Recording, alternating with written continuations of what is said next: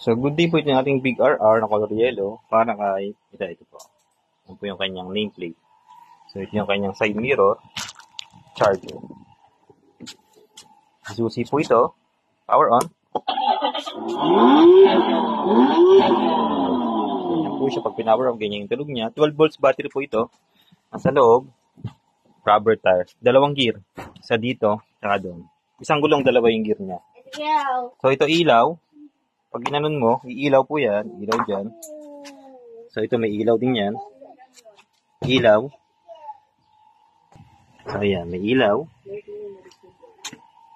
Tsaka yan, may ilaw. So, likod may ilaw din. Ayan. Yan po yung mga ilaw natin. Pwede. Pag pinatay mo ilaw, matay ko lahat yan. May switch po tayo ng ilaw. So, tukutin nyo tayo, may mga sounds po yan. To. May mga button. Bluetooth po yung pag narinig nyo. Pag isa pa, music mode. Music. Yan, mga change music. Ito, stop, play.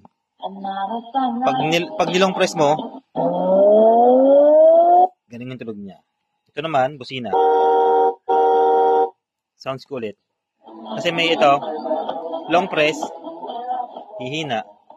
Itong isa long press lalakas. Volume control po yan. Hina ko ng konti. USB port. Basta MP3 song lang. USB mode. So, ito naman po yung kanyang forward. Forward. Ito, throttle, ganun. So, ganun po yan. Slow start. Ibig sabihin, pag ganun mo, dahan-dahan muna nga andar, tapos tsaka siya bibilis. Ganun po siya. Ganyan po yung design niya. Sa gitna, neutral.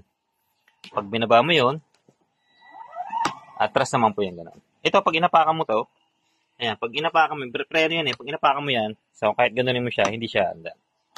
So, basta nakaapak to, preno po. So, charger, ito po, sealed. Ibubuksan ko lang po. So, 12 volts, bilog po yan, bilog. Ang saksakan na yung pwede sa bilog.